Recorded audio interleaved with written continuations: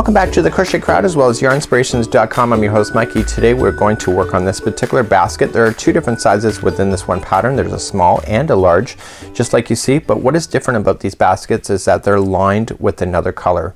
So this actual fact, when you go to do this, there's two baskets, but then at some point the baskets are going to be put together and then the finals are going to then be put around. So what I've done off camera is that I've done the small one already, which I can see here, and what we're going to do is that this is going to be a base, and I want to tell you a little bit about the stitch work here in order to keep these going and around in a complete circle. So here is the base of this, and I can use a needle to bring this closed if that bothers you. So what happens is that I like to make sure that I put a stitch marker in right where it tells you to do it in order to get bigger. So we're gonna get bigger and bigger and bigger, and then once we get to the stitch marker, which you can see there's a definite line, we're then just gonna go and continue to circle until you get to a certain height.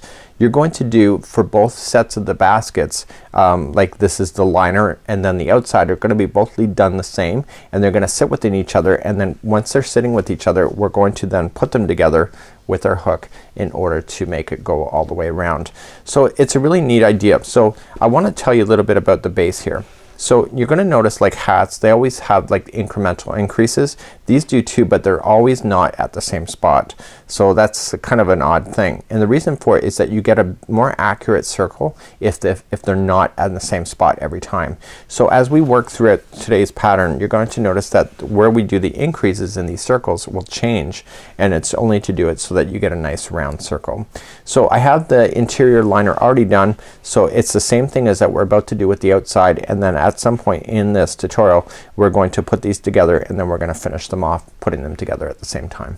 Now in this pattern what's gonna happen is that the small stops in round 12 and then it jumps over to both versions here. So what we want to do is that we want to think about how we're gonna do this. So if you want to do the large version, you have to continue to do your growth for 13, 14, 15, and 16 in order to get the larger size that you see here. And it's amazing, it's only 4 rounds, but it is significantly different. So once you can do either or, I'm gonna do the small here on camera, and then you can follow these using the instructions, because I think by that point you'll get it. And then what we're gonna do is that we're gonna carry on and make the height, which is 3 inches then for the small, and 4 inches, and the height is from the base here of where you're going to grow it up like this. And then we're going to put the baskets together, and we're gonna put them together and just do a finalization, and so that they are one solid unit when you're going to work with these. So without further ado, we need a small crochet hook. It's actually shocking for this yarn. It is a 4mm, and I think that is a size, I can't remember off the top of my head, it is a size G. So we need actually a small crochet hook in order to make this, so you have a nice dense basket, and I think that you'll love it at the same time. So it'll take a little bit to make this project because the hook is smaller, but then you don't have any gaping holes, so that you can put this basket on display and you don't have to worry about anything falling out of it either. So let's begin 4mm size G crochet hook today. Okay, and I'm going to be doing inner or outer basket for the small size. It's both the same until you get to a certain point in today's tutorial. So let's begin, and we are going to chain 2, 1 and 2, and in the second chain from the hook I want you to put 8 single crochets into that same stitch. So this will start turning that middle circle. So we have to go 1, and it may take you a bit of getting used to this small size hook with this thick yarn. So you have 2, it's 3, 4, 5,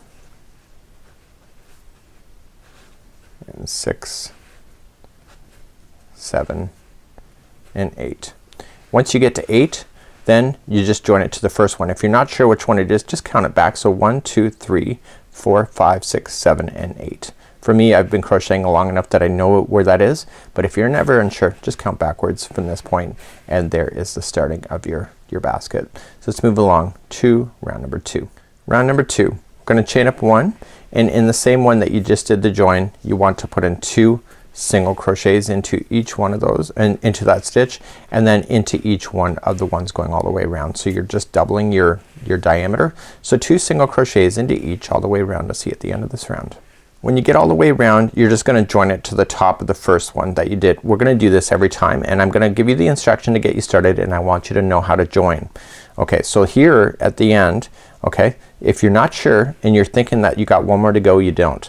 So this one here is leaning into this stitch here, and it's part of that stitch. I know that it looks like it's gaping right now, but once you join it with the slip stitch, everything pulls together. This is where people go wrong in hats. See that? So if you're not sure, if you physically count, you'll notice that there's 16 here. So let's move along, and I'm going to get you started on each one of these revolutions, and I want you to fasten off, or sorry, do a slip stitch every time that you get back to the start in order to keep this tutorial moving forward. So round number 3, let's begin. We're gonna chain up 1, and in the same one that you did the join, I want you to put 2 single crochets in there. So here is the repeat pattern throughout this entire round. The next one is gonna be 1 into the next one, and then the next one is gonna be 2. Okay, 2 single crochets. Okay, so the next one is gonna be 1, and then the next one is gonna be 2. So please do that all the way around, just like you see. So let's just join it to the top and of the very first one that we had started with. Okay, so that was round number 3. So let's begin. You can see it still looks great. So let's move on to round number 4. So I'll show you how to get started. So we're gonna chain up 1, and then what we're gonna do then is that in the same one you did the join, you're gonna put 2 single crochets in. So here's the repeat pattern. So there's gonna be 2 and 1, and then the next 2 are by themselves. So just 1 single crochet in each of the 2, and then 2 into the next one. Okay, you got that?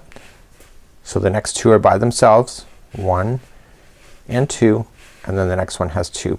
Please do that same pattern all the way around for round number 4. Okay, round number 4 is complete. I've already done my join. So let's begin round number 5. So we're gonna chain up 1, and in the one that you did the join 2, you're gonna put 2 single crochets into that same one.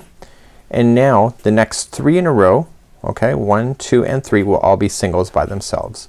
So 1, whoops, I dropped my stitch, and 2 and 3 are by themselves. So the next one is 2 into the same one, so 1 and 2, and then the next 3 are by themselves. So please do that same pattern going all the way around for round number 5. So let's begin round number 6. Remember I told you that the incremental amounts will differentiate. They will not be in the same spot. Well, round number 6 is that same example.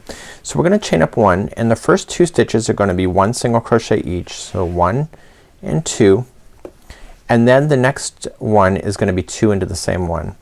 So what this does is that it helps it prevent from getting a spoke look on your project by changing where it grows.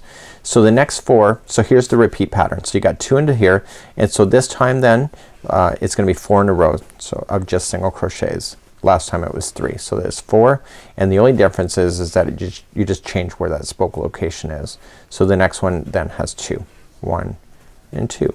Okay, so if you get it, so the next one is 4, so 1, 2, 3 and 4, and then the next one has 2. So please do that all the way around. You'll notice because this round starts off not putting 2 right in the very beginning, that you'll end up with 2 single crochets by themselves before you do the join. So let's continue for round number 6. So let's begin round number 7. So round number 7 gets you to start off the same way that you had been before. Again, this is just alternating to make the rounds look like they're not spoking out. So chaining up 1, and so the first one where you did the join is gonna be 2 into the same one, and then it's gonna be 5 single crochets in a row. So 1, 2, 3, 4 and 5, and so the repeat pattern then goes, this is 5, the repeat pattern goes then is 2 is into the next one. Okay, so 2, so then you got 5 and 2, 5 and 2. Please do that all the way around. So now let's move on to round number 8. So round number 8 is gonna stagger the beginning. Again, we're not gonna start off right off the bat with putting 2 in the first one. So we chain up 1, and there's gonna be 1 single crochet in each of the next 2. So 1 and 2. So 2 are by themselves just like you see here, and it's actually really quite easy, and so there's gonna be 2 into the next one from this point. So 1 and 2. So in this round here the repeat pattern is 6 are by themselves from this point. So 1, 2, this was going to be 3 3, 4 and 5 and 6, and once you get to 6 you put 2 into the next one to keep that growth going. So 1. This is a really tight stitch because of the size of the hook, so it looks great. It just takes a little bit of getting used to. So there's 6 in a row and then 2, and so when you get all the way back around, just like you see here, you'll have single crochets sitting by themselves at the end as well. So and then you'll do the join. So that's round number 8. So continue along, see you on round number 9. So let's move on to round number 9. 9 goes back to the way it was before, so we're gonna chain up 1 and it's gonna be 2 single crochets into the first, and then this time around it's gonna be 7 single crochets in a row, then 2 and 7. Continue to do that all the way around for round number 9. Okay, number 9 is now complete, and now let's move on to round number 10. So round number 10 we're gonna shift on where we get started on doing the increases. So let's begin, and we are going to chain up 1 and 1 single crochet into the first one like we normally would, and then it says to do 1 single crochet in each of the next 3. So there's gonna be 3 in a row. So 1, 2 and 3, and then we put 2 into the next one. So 1 and 2, and now this round here is gonna be 8 single crochets and then 2, 8, and then do that all the way around just like you had been. So it's 8 this time, so just start counting those out and I'll see you at the end of this round. So let's move on to round number 11. So here we go, we're gonna chain up 1 and 11's back to normal again, so 2 in the very beginning. So 1 and 2, and in number 11 it's 9 in a row, and then 2, 9 and then 2. Continue to do that for round number 11. So now let's move on to round number 12. For the small basket, this is the final growth round, and you'll notice that in the other basket you'll see that it is much smaller than what the original is. It takes all this extra distance for this basket to finally stop growing. So you're thinking it's a little short at this point, but in actual fact it does take that long. So let's begin, and round number 12 is going to be just starting incrementally a little bit down the way. So we're gonna chain up 1 and we're gonna do 1 single crochet in the first, and now the next 4 are gonna be by themselves. So 1, 2, 3 and 4. So here's the repeat pattern for this one. So 2 into the next, so 1 and 2, and then 10 by themselves, then 2 and 10. Continue to do that all the way up for round number 12. So I'm coming up to the end of round number 12 and I'm gonna join. So that's the last time we're gonna grow this, and you can see it's working out pretty good. So you'll notice on the other one here we have a definitive line that appears here. I know it might be hard to see here on the camera, but it gives a nice flat edge for the basket.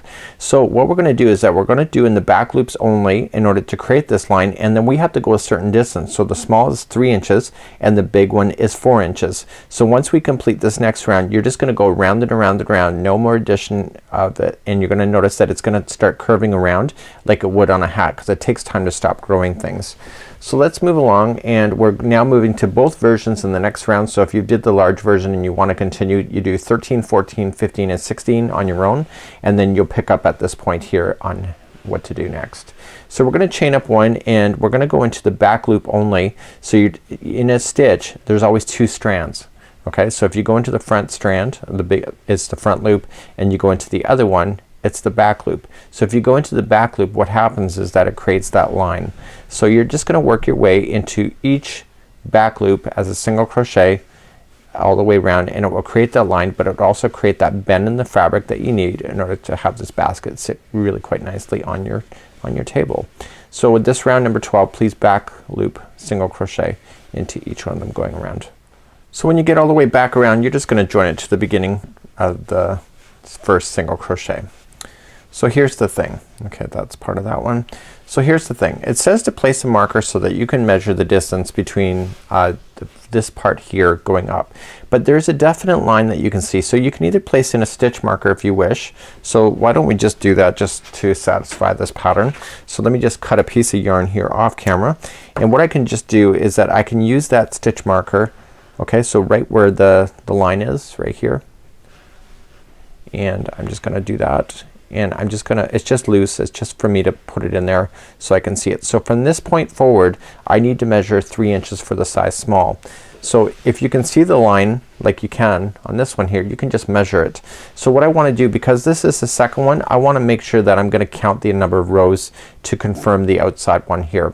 So what I'm going to do is I'm just going to go up to my living room, just crochet for a while, and I'm going to get this one distance up and done so both of them are matching each other so that they can sit inside each other.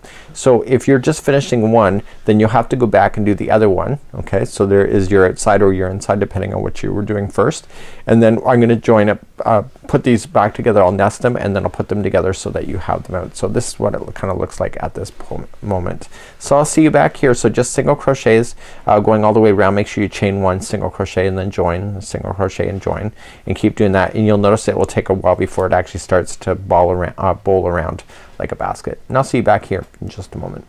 Okay, when I last left you, I was working on the outside, so I'd already done the middle one first, and then I did the outside, and I just made sure everything is going to match each other, and I put them inside. Now when I did it originally, I really didn't think that they were going to fit inside each other. I'm having kind of a rough day today, so my tension's tighter than the original. So you want to make sure, because they are fitting together, that if you're going to have a good day, make sure you have a good day with both of them, not just a crazy day on one day and easy day on the next. So now what we're going to do is that we're going to attach these together now, because they're the same size, is that the stitches will match each other. So what we want to do is that we want to join them together. So going into the first stitch, okay, just right there, and going into the matching one on the other side, pull through and single crochet. So you're just going to work your way just all the way around, and as you work your way around, you're joining them together with the single crochet, just like that. Okay, isn't that easy? That neat? So therefore you don't have any sewing to do. It's all just single crochet. So please do that all the way around for this round. So as they finish up, it's looking pretty fabulous, isn't it? It's a lot heavier than I expected it from the photograph, because I guess I'm using 2 balls of the Bernat Make Home Dec. So I'm actually really happy with it. I'm actually it's pretty solid. It's actually pretty fabulous. I've never done anything like this before, so it's kind of a fun project, and I think the two pieces working together really provide that strength that people love in a basket. I've seen baskets online where people kind of cheapen off on the yarn, and then they kind of fall apart if you're not staging them properly. This one will not have a problem. It's nice and sturdy. So I'm liking that. So all the stitches matched each other, so that means that my stitch counts were correct. Thank goodness. And I'm going to join to the beginning. So let's do your final round together. So the final round is a reverse single crochet going in the opposite direction from which you just came. You don't turn around the project though, you want to go in reverse. Usually we crochet it forward like this, we're gonna go backward. So to do that, we're gonna chain up one first, and you're gonna go into the stitch right before it and insert in, and then you're gonna pull through. Okay, you have 2 loops on the hook, pull through. Let me just zoom in and show you what I'm doing. So to do the reverse, just go into the stitch before, pull through, you have 2, and then pull through 2. Okay, so you're going in before, pull through 2. It's a reverse single crochet. This is also called a crab stitch, and this is providing a really unique look and thing. Do you see what it looks like? It's neat, eh? So that's really kind of cool. I just finished a tutorial already this afternoon of doing this on the outside. Also did a tutorial yesterday on borders of Afghans, also using the same stitch. The crab stitch is really quite fun. So that's all you have to do, is reverse single crochet all the way around. I'll meet you at the end of this revolution. So I'm coming all the way back around. Don't forget, like the first one here has to be done, and if you don't do it, then it looks like it's odd and out of place. So what you need to do at this point is just kind of slip stitch it together. Now how you sew this is going to matter on this particular stitch. It does matter significantly. So just pull it up like this. So if you do it just conventionally of just kind of weaving in your ends, you're always going to see it. So you just got to take your time, and you just got to weave it in, and try to do your very best, and I'll see you back here in a second. So I put the loose end on a darning needle, and what I want to do is just glide it underneath the stitches. I don't want to impede the edge at all. Just stay right up underneath. Just get it in there. So the trick is that you can, this kind of yarn here is more like a cord. So you just really kind of want to just be patient with it, and just kind of pull it up underneath, and just watch this edge. Just watch that, and then coming back in the other direction. Just again, just bearing it in between the stitches. Don't try to impede it on the outside. So if you go back and forth 3 times in your project, it'll never fall out to use fall out when you're going to use this kind of project. Nothing is worse than you giving somebody something and it falls out with the tails. So you just want to kind of bury it in. So it's 1, 2, and 3, and it's completely in. And I can cut right down to the project.